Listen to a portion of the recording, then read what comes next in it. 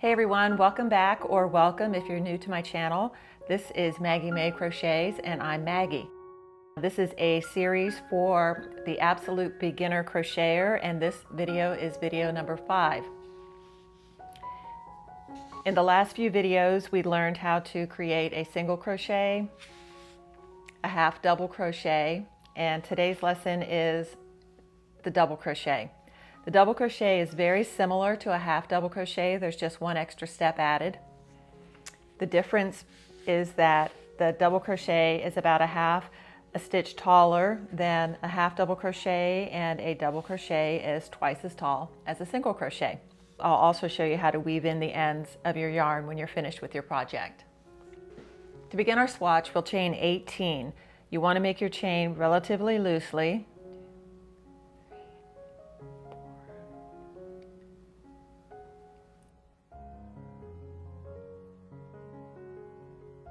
So I have 18 chains,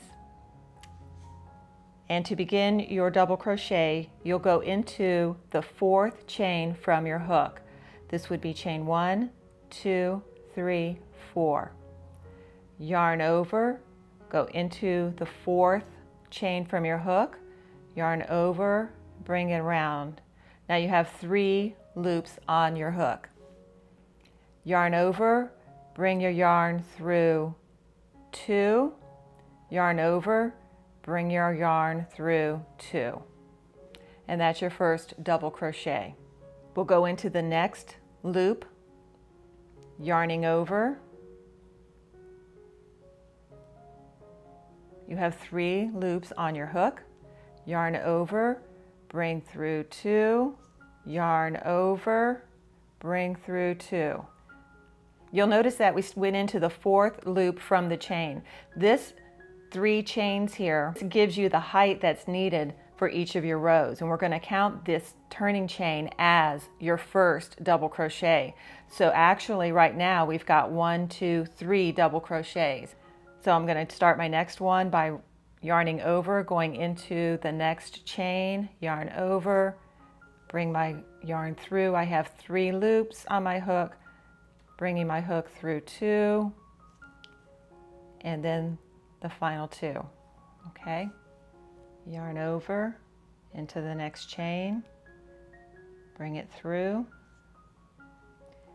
yarn over, bring it through 2 loops, yarn over, bring through 2 loops.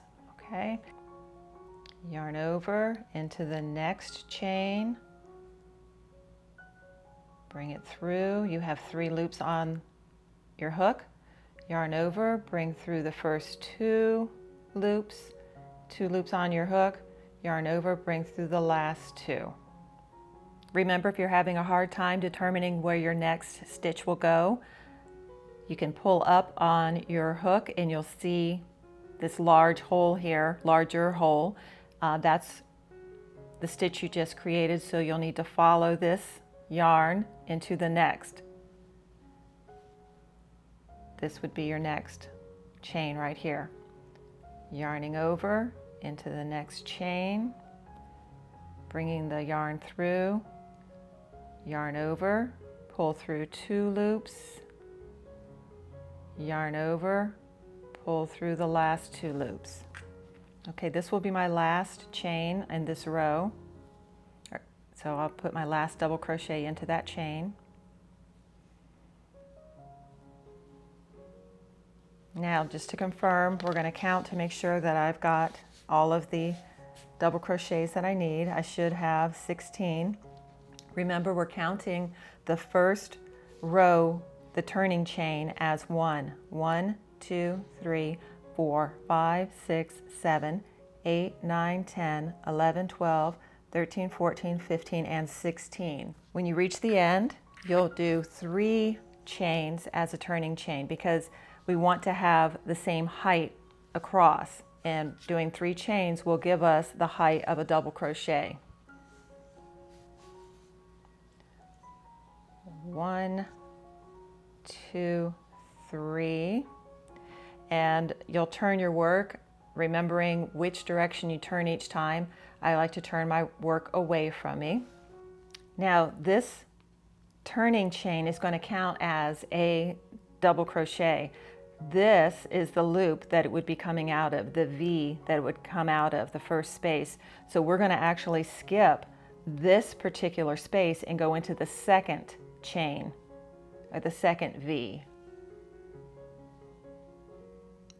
This is our turning chain. It's coming from this space, so we're going into the second one. Yarn over into the second chain, pull through two, pull through two. If you turn your work so that you're looking at the top of it, you can see this V. You'll want to put your hook underneath both loops or strands or lines of the V. Okay, you'll be doing that all the way across. Yarn over, underneath two loops of the next V, pulling it through, yarn over, pull through two, yarn over, pull through two. Yarning over, going into the next V. You can see this V. You have two vertical lines here, pull on it, that'll show you the V you're in. You're going into the next one. Putting your hook underneath both loops of that V, pulling it through, yarning over, pull through two, yarn over, pull through two. Okay, when you get to the very end here, it can be pretty tricky. So we've counted, or I'll count with you so that you can see where the next double crochet will need to go. We count the first chain three, our turning chain, as 1, 1, 2, 3, 4, 5, 6, 7, 8, 9, 10, 11, 12, 13, 14, 15. So we have a 16th double crochet we need to get in here, and this can be kind of difficult to look and see where it will go. You can see this chain here. It actually needs to go into this particular chain right here, the V of this chain. If you follow along the V's through here, or the chain, sorry, through here, you'll see that this is the next one in that row. So we'll wrap our yarn around, come underneath both parts of this chain,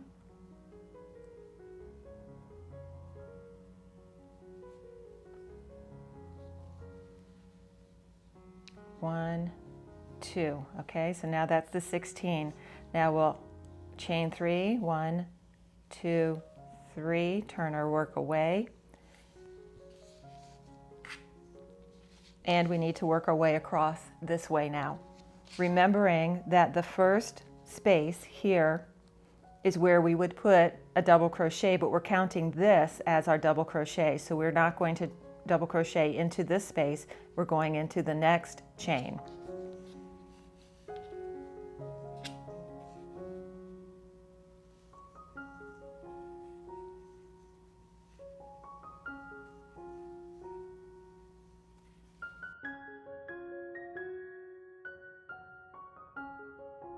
Okay, coming on the end again.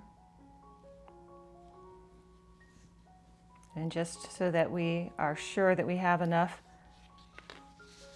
double crochets, I'm going to count. You can end up, you'll see or hear people say that their work is forming a triangle. It's either coming in or going out, and that's usually because they have not counted in between each row. And I can't stress this enough when you're first starting, to just go back and count each of your stitches so that you have consistent work. All right, 1, 2, 3, 4, 5, 6, 7, 8, 9, 10, 11, 12, 13, 14, 15. So we need one more to create 16 across, and it's going to be going in right here at the end. This end is a little easier to distinguish that final V here, that first chain.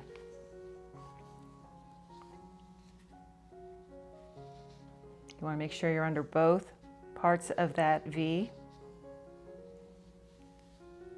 Pulling through two, and chaining 3. 1, 2, 3, turn your work away, and you'll continue on. Part of what happens when you skip this first space and count your chain 3 as a double crochet is sometimes you'll get a little bigger space in here. And like I was saying before, as you progress with your crocheting, there are tips and tricks that people use to make this space less noticeable. But as we're first learning how to do a double crochet, I think we won't confuse things by going into that. Let's just work on creating double crochets and making our turns.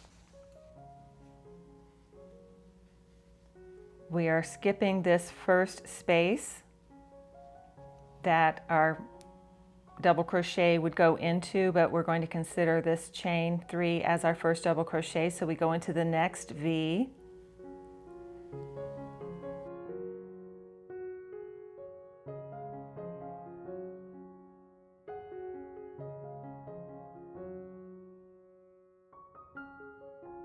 I think I'll show you how to finish off and then how to weave in your ends on a piece that's already completed, okay?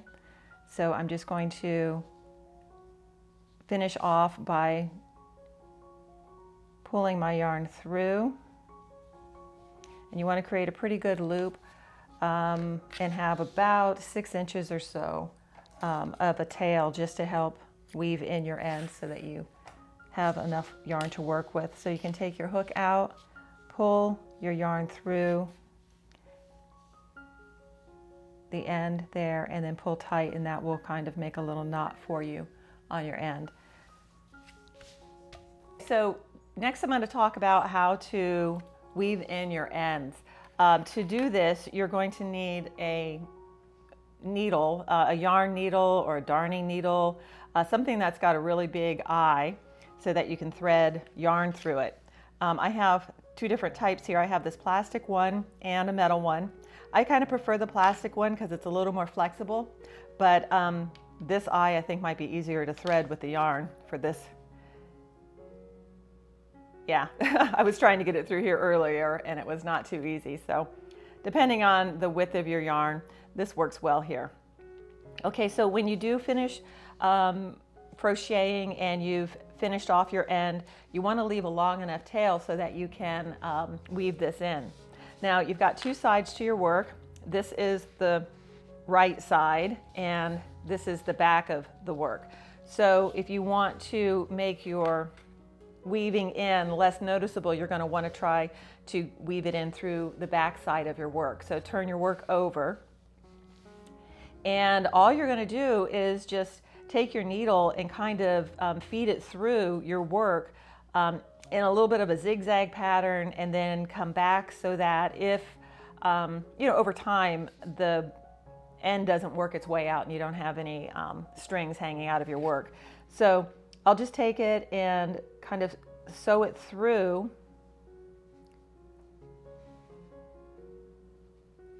just throughout the work.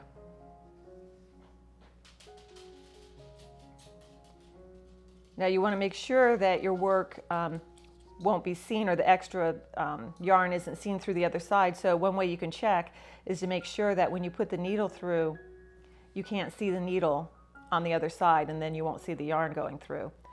So I'm just kind of sewing randomly through and bringing my yarn down into my work.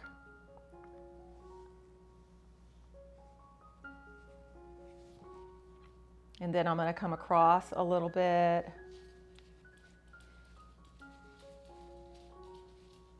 And you really can't see where the yarn's going through. And again, I'm working on the back side, so that helps hide it too. And then I'll come back up a little bit.